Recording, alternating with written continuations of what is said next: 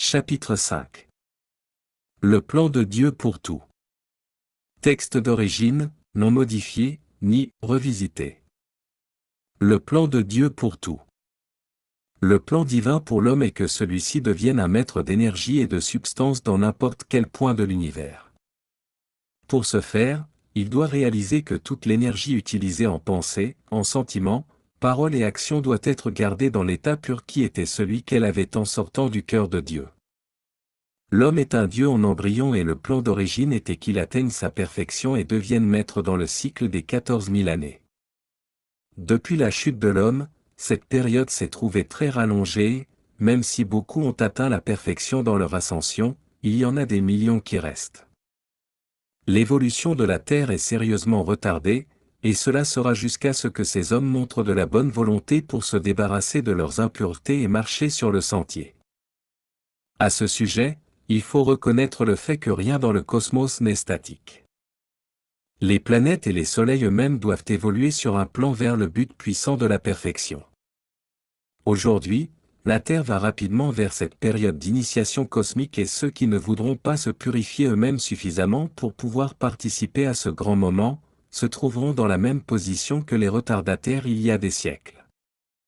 Évidemment, on peut penser que ce sont les mêmes âmes que celles qui refusent de se purifier aujourd'hui, mais le côté malheureux de l'affaire est qu'elle influence beaucoup d'autres âmes qui pourraient atteindre de grandes hauteurs si on leur permettait d'exprimer leur libre arbitre donné par Dieu.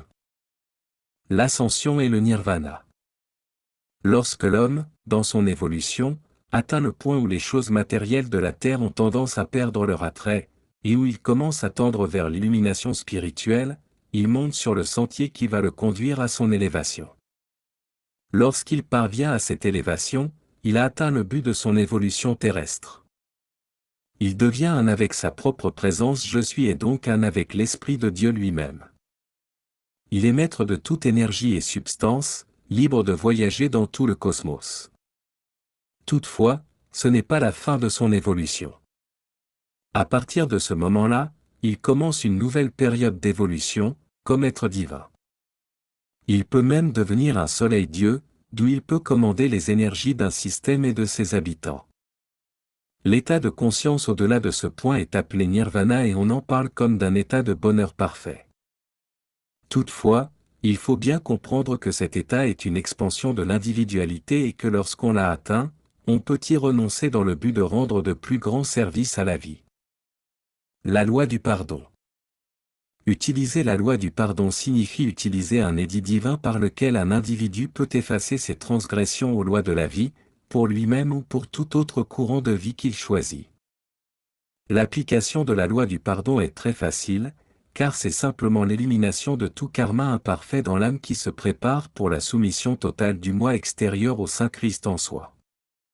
L'étudiant doit d'abord invoquer la présence je suis, puis un ou plusieurs des êtres divins du 7e rayon, qui est le rayon de miséricorde et de pardon, et ensuite demander que toutes les imperfections connues ou inconnues soient transmutées en la perfection d'une qualité ou vertu de Dieu.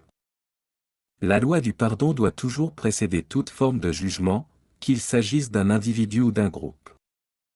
La flamme violette de transmutation et de purification. C'est une activité du feu sacré, qualifiée par la puissance divine de transmutation. C'est un cadeau fait au peuple de la terre par le maître ascensionné Saint-Germain, qui offre cette activité avec toutes les autres activités du 7e rayon qui doit être la présence enveloppante du nouvel âge pour les prochaines 2000 années. Transmutation signifie remplacement d'une substance par une autre, et c'est exactement ce que fait le feu violet, il remplace l'imperfection par la perfection divine. Il sublime également, c'est-à-dire qu'il raffine par le feu tout ce qui est moins que parfait. La flamme de transmutation violette peut être invoquée par l'étudiant, elle brûlera au travers de son âme, de son être, de son monde et de ses affaires pour amener la perfection divine dans tout ce à quoi il s'associe. Il pourra l'appeler dans toute condition pour laquelle il aura le sentiment que ce service doit être requis qu'elle soit locale, nationale ou planétaire. La roue cosmique, qui permet le jeu de certains stimuli spirituels sur la Terre et dans les corps inférieurs de ces peuples, fait un tour complet tous les 14 000 ans. Au cours de cette période, chaque rayon parmi les 7 a la possibilité de jouer sur la Terre pendant 2000 ans, pour donner la nourriture et l'amour de sa qualité particulière à l'évolution de la vie, afin de développer la nature spirituelle de chacune de ses parties. Le grand cycle cosmique est divisé en cycles mineurs de 2000 ans, chacun se trouvant sous la direction d'un grand être, spécialement voué à une qualité particulière de la tête divine, qui est nécessaire à l'évolution de la vie terrestre pour cette période. Ces grands êtres sont appelés les Choans des rayons.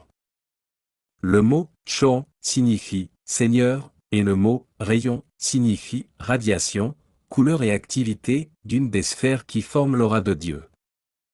Le premier cycle de 2000 ans se trouve sous la direction du Choan du premier rayon, actuellement le Maître élevé Moriaël, et représente la volonté du Père ou première personne de la Sainte Trinité. Cet être règle le plan pour l'évolution individuelle, gouvernementale et religieuse des âmes qui s'incarnent dans ce cycle. Le deuxième cycle de 2000 ans est sous la direction du Choan du deuxième rayon, actuellement le Maître élevé Lanto note de même, le Maître élevé Confucius depuis 1985, ce qui signifie que ce livre a été transmis avant cette date, qui représente le Fils ou deuxième personne de la Trinité. Son service est dédié au développement des qualités et préceptes établis par la volonté du Père sous le premier rayon. Les derniers 10 000 ans du cycle cosmique sont sous la direction du grand être appelé le Mahachohan, Grand Chohan, qui représente la troisième personne de la Sainte Trinité ou le Saint-Esprit sur la terre. Son service est très diversifié dans sa nature car il est responsable de l'extériorisation de la volonté du Père, avec la coopération du Fils, pour chaque expression de vie sur la planète, qu'elle soit minérale, végétale, animale ou humaine. Ce service est tellement varié qu'il a choisi de subdiviser les 10 000 années de son règne en 5 cycles mineurs de 2000 ans chacun. Pour diriger chaque cycle mineur, le Mahachohan a désigné un grand être pour chaque rayon présentement actif. 1. Le Maître élevé d'Amrogona pour le troisième rayon. 2. Le Maître élevé Sérapi Bey, remplacé depuis 1991 par Leonardo, pour le quatrième rayon. 3. Le Maître élevé Hilarion pour le cinquième rayon. 4. Le Maître élevé Dan-Nada pour le sixième rayon. 5. Le Maître élevé Saint-Germain pour le septième rayon. La roue cosmique est arrivée à un point où le dernier des sous-rayons du Mahachohan doit accroître son déversement. Dans ce cycle final, chaque courant de vie sur la planète doit faire tous les efforts pour terminer le plan pour lequel il est né. Lorsque chaque cycle mineur commence, une nouvelle méthode d'incorporation des énergies est présentée au peuple. Le septième rayon est le dernier à verser son essence porteuse de vie sur la Terre. Le service de Saint-Germain consiste à éduquer la conscience des êtres non élevés afin qu'ils puissent invoquer, diriger et entretenir des forces spirituelles pour élever la vie tout entière, et leur montrer comment ils peuvent aider dans la purification et la transmutation des mauvaises créations qui résultent de l'utilisation imparfaite de l'essence primaire de la vie au cours des siècles et des siècles. Chaque individu est responsable de la précieuse énergie vitale qu'il a utilisée. Selon la loi du cercle, toutes les causes qu'il a établies au cours de ces innombrables incorporations doivent lui revenir, puisqu'il en est le créateur, comme vous semez, vous récoltez. Et ces créations lui reviennent pour être sublimées par l'amour et la miséricorde du septième rayon, quand la contrepartie de cette énergie n'a pas été ressentie en souffrance dans cette incarnation ou dans une autre, ou dans des expériences pénibles entre les incarnations. Il n'y a jamais de confusion dans le retour d'une énergie, car chaque vague qui revient connaît très sûrement son propre générateur. La loi cosmique est exacte. Au moment où l'énergie qui revient touche son créateur dans son aura, elle s'installe et commence à faire pousser la semence qui conduira à une moisson de même nature. Si les énergies sortantes, pensées, sentiments, paroles et actions ou réactions, sont harmonieuses et aimables, le retour vers l'individu sera une abondance de paix. Si l'énergie émise est de nature nuisible, ou discordante, la moisson sera amère et pénible pour l'individu. Jésus savait ce qu'il disait en faisant cette déclaration, « Ce que vous sèmerez, vous le moissonnerez ». L'humanité a oublié, bien qu'elle soit venue du royaume divin, que grâce à l'amour du Père éternel, elle n'a jamais été privée du pouvoir créatif contenu dans ses pensées, sentiments, paroles et actions. Elle n'a pas réalisé que c'est elle-même qui a créé chaque expérience dans son monde, les bonnes comme les mauvaises. Toutefois, les étudiants du jour nouveau apprennent qu'ils ont aussi le pouvoir de transmuter au moyen du feu violet de l'amour de transmutation, les expériences malheureuses qui rendirent leur vie si inconfortable. Les individus ont aimé, haï, vécu siècle après siècle, vie après vie, et le Maître Jésus a dit que chaque homme était responsable de chaque iota de l'énergie qu'il a utilisée. Pour devenir libre de leurs erreurs de pensée, de sentiments, de paroles et d'action, tous les individus arrivent au moment où ils réalisent qu'ils doivent sanctifier, purifier, par la flamme de leur cœur, toutes les énergies qu'ils ont mal employées dans toutes les incorporations par lesquelles ils sont passés. Quand on comprend cela, l'expérience devient joie. Centrez-vous sur le feu de purification et toute l'énergie qui vous revient dans les expériences de chaque jour sera sanctifiée par l'accueil et par le flamboiement des flammes du feu violet qui la transmutent et la rendent à votre corps causal, en puissance accrue. C'est la loi merveilleuse du cercle. La flamme de transmutation violette, d'amour, de miséricorde, de compassion et de pardon, est l'outil qui procure cette énorme assistance pour la rédemption de votre énergie. C'est la flamme violette qui vous permet de purifier vos erreurs de création. Utilisez-la joyeusement et vigoureusement. Mettez d'abord votre monde en ordre, pardonnez et équilibrez vos énergies avant de l'utiliser envers toute vie. Jésus a dit, « Pardonnez-nous nos offenses comme, c'est-à-dire de la même façon que nous pardonnons à ceux qui nous ont offensés. Ainsi il vous sera fait comme vous ferez aux autres. » L'efficacité de cette flamme violette de transmutation miséricordieuse réside dans le fait de prendre le temps de devenir la flamme de miséricorde, d'abord dans les sentiments puis dans les pensées envers toute vie. Ce que vous désirez pour vous-même, vous devez d'abord le donner, ensuite vous le recevrez. Vous désirez tous avoir la liberté, et particulièrement ceux qui ont souffert physiquement et mentalement. Si vous pouviez vraiment pardonner à toute la vie, en utilisant cette flamme, vous pourriez être libre en moins d'1 heure. C'est une réalité extrêmement salutaire et réconfortante de savoir que le pardon de Dieu pour le mauvais emploi de ses énergies est toujours disponible pour ceux qui le désirent. La damnation éternelle, proposée pour accentuer la peur, la superstition, l'obéissance aveugle à des concepts humains n'est pas la vérité. Pas plus que des parents vraiment compréhensifs ne pourraient refuser à leurs enfants le pardon pour leurs erreurs. Un Dieu de miséricorde ne peut pas dénier à ses enfants le pardon et l'absolution de leurs fautes. Quelle que soit la faute, quelles que soient les erreurs passées, quelles que soient les causes ou les sources d'impureté ou d'imperfection qui ont été établies dans les corps intérieurs, il existe un moyen conscient de transformer et de sublimer ces erreurs, grâce à la miséricorde divine du feu violet, qui est le service ordonné du 7e rayon sous la direction du bien-aimé Maître Saint-Germain. Lorsque l'homme parvient à réaliser que son mauvais usage personnel de l'énergie a causé toute la détresse et la limitation de moyens dont il souffre, il est prêt pour l'instruction concernant l'utilisation du feu sacré de transmutation et de la flamme violette. Avant d'en arriver à ce point, l'individu est soit rebelle contre Dieu ou les circonstances, soit dépendant des conditions quand il pense que ces malheureuses circonstances sont la volonté de Dieu, ce qui est bien entendu erroné, car la volonté de Dieu n'est que bonne. Lorsque la conscience de l'homme est éclairée du savoir par le fait qu'elle sait qu'il a créé lui-même toute sa détresse, on peut alors l'aider grandement en dissolvant la cause et le noyau de toutes ses limitations. L'homme connaîtra alors la maîtrise personnelle et l'énergie et de la vibration. L'humanité dans sa plus grande partie a été miséricordieusement protégée en ne sachant pas ce qu'elle avait fait de la merveilleuse énergie de Dieu et des corps physiques, éthériques, émotionnels et mentaux, si beaux à l'origine.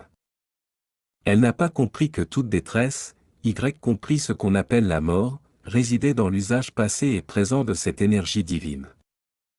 Lorsque chaque homme comprend enfin que la loi du cercle, loi de cause et d'effet, est inexorable, chacun commence alors à désirer rectifier le cours des choses.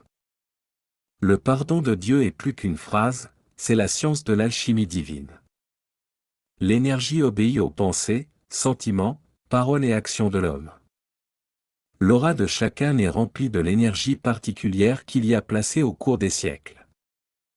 Quand un individu demande la loi du pardon et utilise le feu violet, il ponctionne l'énergie déjà utilisée de la présence universelle Je suis et des êtres divins qui ont préparé ce pouvoir de sublimation pour un tel jour. Accepter le pouvoir de ce feu violet pour vraiment transformer et élever les énergies des corps inférieurs, physiques, éthériques, émotionnelles et mentales. Pour des tentatives constantes et répétées, les résultats prouveront à la conscience extérieure l'efficacité de ce feu violet pour transformer, de façon harmonieuse et sans effort, une énergie qui, autrement, aurait été très affligeante. Jésus connaissait bien la grâce du pardon et le feu violet. Il disait souvent, « Tes péchés te sont remis », et suivant l'acceptation de ce pardon, ceux qui avaient demandé à être soulagés de l'angoisse, l'étaient dans leur forme extérieure. La connaissance de la présence du feu violet, son utilisation et le sentiment d'acceptation de son efficacité sont de la plus grande importance pour l'étudiant qui, heureusement d'ailleurs, ne se rappelle pas toutes les différentes activités auxquelles il s'est livré au travers des siècles. L'énergie, elle, s'en souvient. Car elle est parfaitement qualifiée par son Créateur jusqu'au moment où elle est consciemment transformée en perfection. Le royaume humain, la vie des oiseaux, le royaume de la nature et le royaume animal sont reliés entre eux par d'innombrables liens, chaînes karmiques, créées par des âges et des âges d'association déplaisantes. Le moyen le plus sûr de libérer l'âme de ces chaînes d'association déplaisantes, dont la plupart ne sont même pas connues par le moi extérieur, est de demander profondément et sincèrement la loi du pardon pour toute énergie mal employée depuis le commencement de l'individualisation de l'être, de prier les anges du feu violet d'aider tous ceux qui désirent sincèrement pardonner, et d'accepter vraiment le pardon. Ainsi la loi du cercle peut être une expérience heureuse au cours de laquelle l'étudiant ne crée et n'émet plus que des causes constructives, et par conséquent ne récolte plus que des effets heureux. Le couronnement de Saint-Germain 1954. Une fois tous les 2000 ans, un nouveau rayon frappe la Terre et, au fur et à mesure que la roue cosmique tourne, 14 000 années pour un tour complet, le Chant qui est le représentant du rayon en question est couronné, autorité cosmique, pour l'évolution de la planète et de ses habitants au cours de cette période. Le 6e rayon qui était sous la supervision du Maître élevé Jésus a terminé son service le 1er janvier 1954 et, après une certaine période de chevauchement des énergies, le 7e rayon a officiellement commencé sa distribution cosmique le 1er mai 1954. La période de 1930 à 1954 a été une période préparatoire, une période d'activité pour Jean-Baptiste. Le 1er mai 1954 eut lieu, à Shambhala, la grande cérémonie du transfert de la couronne, du sceptre, de l'épée et des vêtements du Chohan en service au nouveau Chohan, le Maître élevé Saint-Germain. La couronne qui symbolise l'autorité arriva sur terre, avec la première humanité à s'incarner, sur la tête de l'archange Michel. Tous les 2000 ans depuis, elle a été transférée à l'autorité du rayon suivant. Il y a donc 14 000 ans, un Chohan du 7e rayon avait déjà porté cette couronne, c'était le Maître élevé Dan Kuan Yin, qui l'a reçu à Peping en Chine, du Chohan du 6e rayon d'alors.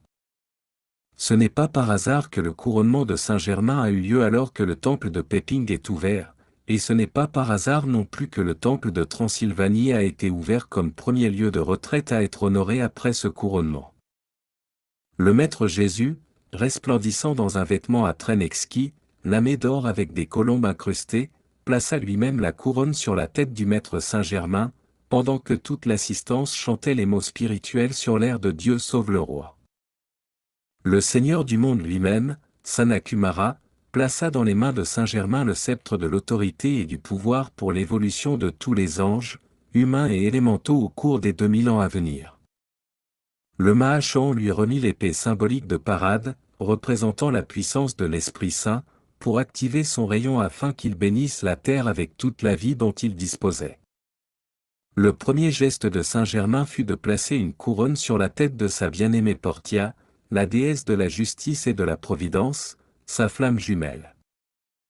S'avancèrent ensuite tous les membres de la hiérarchie, par ordre de rang, pour s'agenouiller devant le nouveau roi, lui prêter allégeance et lui offrir une bénédiction spéciale, de leur propre courant de vie. De même les anges et les élémentaux donnèrent leur foi, puis des membres de la race humaine, présents dans leur corps raffiné. Cette procession d'hommage dura 12 heures.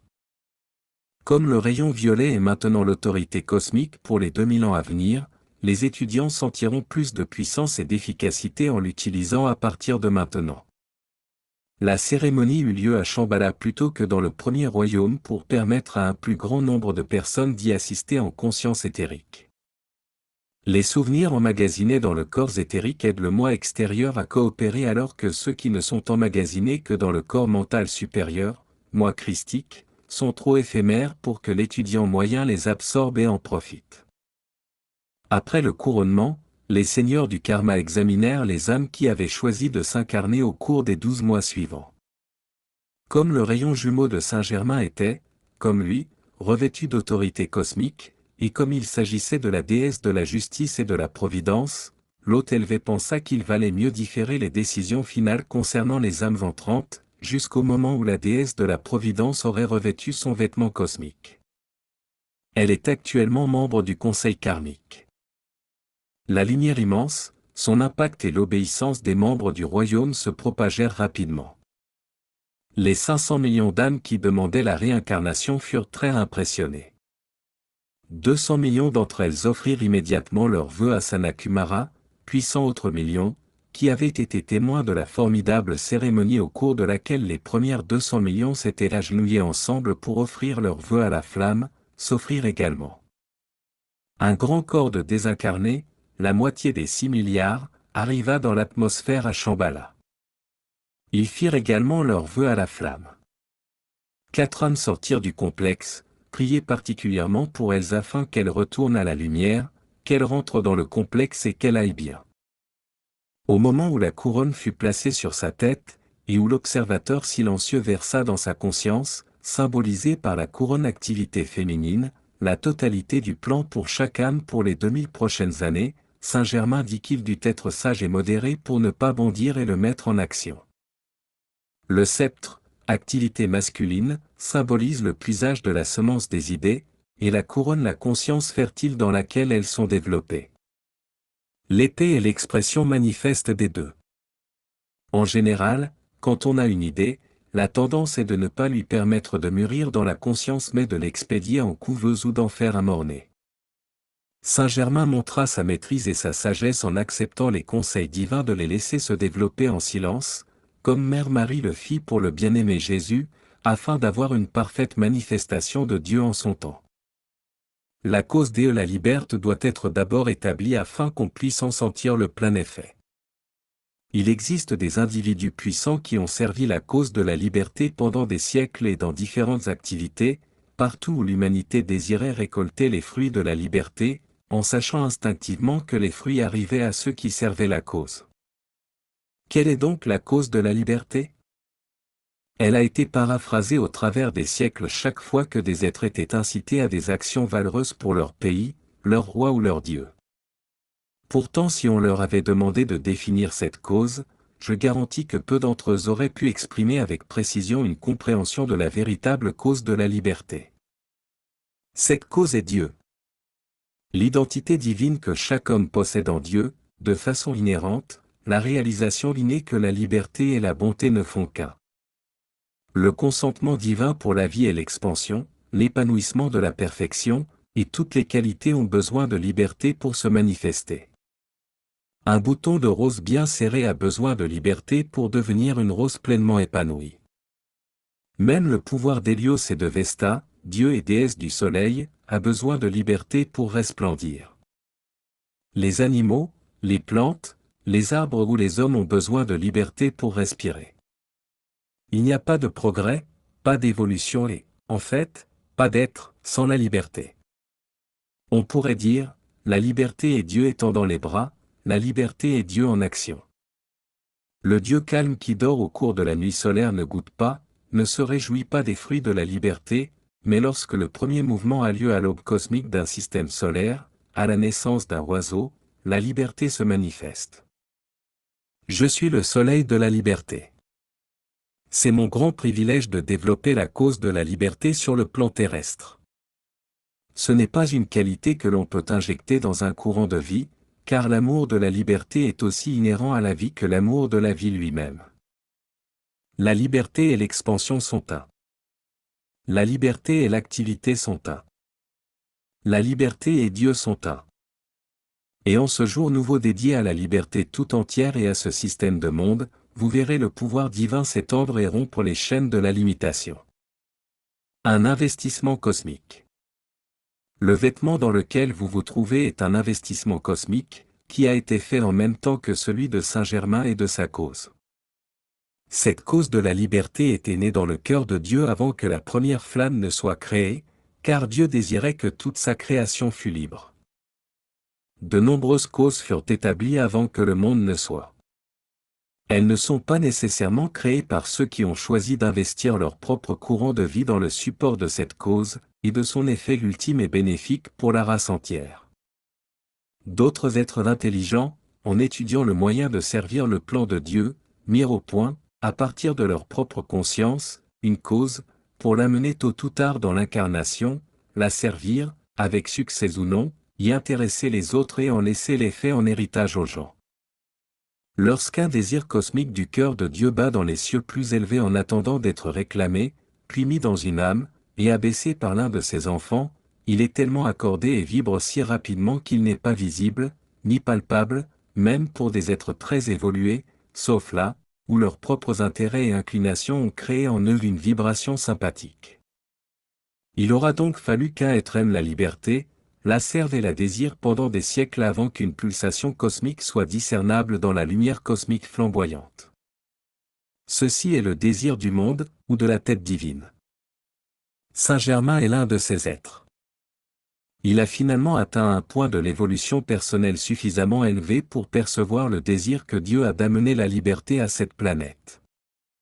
La capacité de percevoir la présence d'une bénédiction est l'un des présents les plus bénis de Dieu, et elle n'est développée que par un cœur humble et attentif. Lorsque Saint-Germain, parmi tous les cœurs du ciel, pénétra dans l'aura de Dieu, et qu'il entra dans l'endroit le plus sacré du Très-Haut, il vit, encore, non réclamé, cette cause que Dieu avait établie avant que le monde ne fût. Cette cause devait un jour, par la nature de son être, avoir un effet qui se manifesterait dans la liberté inconditionnelle pour chaque particule et chaque partie de la création. L'amour avait répondu avant l'appel, Dieu fournissant avant le besoin.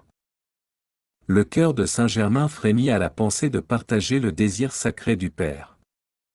Il aima cette cause et pria pour se préparer à ce que, un jour, il puisse être digne de l'animer de sa propre flamme pour l'emmener dans le monde des hommes afin que son effet s'extériorise sur l'écran de Maya.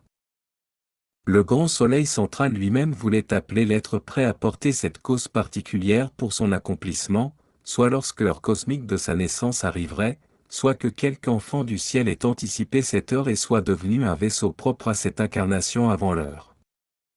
Lorsqu'un être est prêt à être investi d'une cause cosmique, la loi d'attraction magnétique commence à tirer sur le cœur de Dieu, et la cause qui y reposait commence sa course descendante pour rejoindre l'appel venu d'en bas.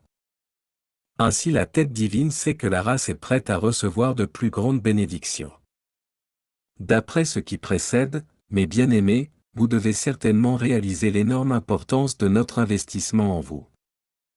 Pour que le bien-aimé Saint-Germain amène le dessein cosmique de la liberté à se manifester sur la Terre, il est évident que l'action vibratoire de celle-ci doit être rapidement élevée depuis le degré très bas de ses pulsations actuelles. Vous êtes tellement privilégiés, mes enfants, d'avoir à jouer un rôle conscient dans ce progrès rédempteur. C'est en canalisant, selon le désir de votre cœur et le suivi dans le service quotidien, la lumière des planètes Vénus, Uranus et Mars vers la Terre, que vous prouverez à votre ami et au mien, Saint-Germain, que vous êtes véritablement les fils et filles de la liberté, et non pas des amis inactifs, retirant un certain profit personnel pour leur moi extérieur, en affirmant ce qui précède avec les lèvres, et non avec le cœur. J'attire votre attention sur ce point, car je sais dans mon cœur que vous réalisez que cette occasion qui vous est présentée est si précieuse pour vous, que dans votre constance et votre fidélité, vous serez quotidiennement vigilants pour servir dans cette capacité avec nous, comme les vrais fils et filles de la cause de la liberté. Vesta, déesse du soleil. Nous ne sommes pas dans une période où les distractions de l'intellect et la paix émotionnelle peuvent amener la présence de Dieu. Nous vivons des heures où nous désirons investir d'innombrables tonnes de substances originelles, dans n'importe quel courant de vie, indépendamment de l'état des véhicules dans lesquels ce courant fonctionne, à condition que ce courant de vie soit d'accord pour vivre pour la cause, c'est-à-dire être plutôt le pécheur absorbé par l'évolution de la race que le saint absorbé par la sienne. Le pouvoir de transmutation. La conscience extérieure se pénètre lentement mais sûrement du fait que le pouvoir de transmutation, perfectionnant la qualité du retour de sa propre énergie ou de l'énergie projetée d'un autre courant de vie, est une possibilité. Par la pratique, le moi extérieur connaîtra de plus en plus ce pouvoir de transmutation, et les lois astreignantes du châtiment karmique ne restreindront plus le courant de vie qui se développe.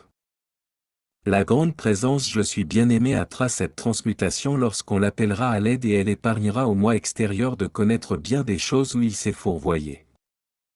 Rappelez-vous, ce fourvoyé est humain, mais pardonné est divin.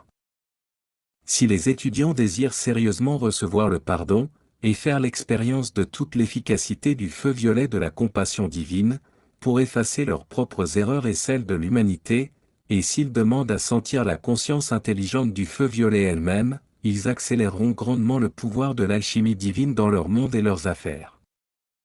L'intelligence dans le feu violet est appelée la bien-aimée améthyste.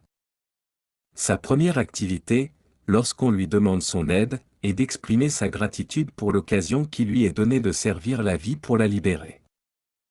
L'individu, dont la conscience bondit littéralement, à l'occasion de pardonner la transgression de la loi, et particulièrement une injustice envers lui-même. Il ne fait qu'un avec la nature et le sentiment de cette flamme de miséricorde, qui répond joyeusement à l'invitation de transmuter les erreurs de l'humanité, chaque fois qu'on le lui demande. Le manteau de lumière. Tube de lumière. Comme son nom l'indique, le manteau de lumière est une activité de la protection divine qui doit être invoquée consciemment et régulièrement par l'individu, afin d'en assurer l'efficacité. Lorsque l'homme fut individualisé sur Terre pour la première fois, ce manteau de lumière était un tube de radiation naturelle qui ceignait son aura.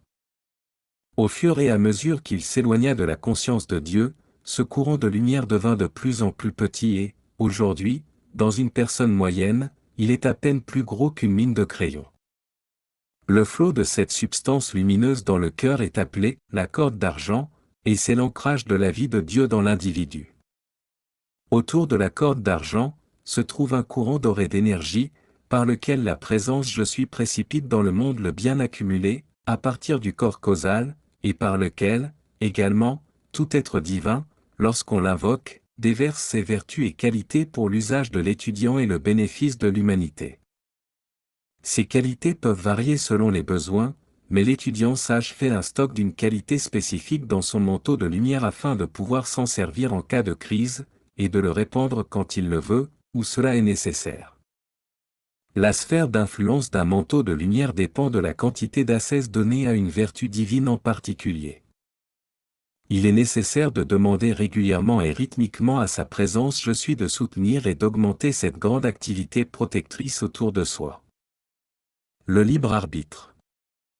Un des premiers cadeaux que les dieux parents firent à chaque courant de vie fraîchement tiré, créé, innocent et beau, hors du cœur de l'univers, fut celui du libre arbitre. Ce libre arbitre suivit tous les individus, ceux qui restèrent sur le sentier de la lumière, et ceux qui tissèrent pour eux-mêmes les ombres et le chemin de l'obscurité. Le libre arbitre pour les anges, les archanges, les séraphins et les chérubins est une constante obéissance au plan divin, toujours joyeuse. Le libre arbitre pour bien des êtres fut de renoncer à s'incarner sur cette planète. Le libre arbitre a fait que des courants de vie expérimentent des pensées et des sentiments, il crée, par ses pensées et ses sentiments, des formes, qui les enferment finalement dans des conditions de grande détresse.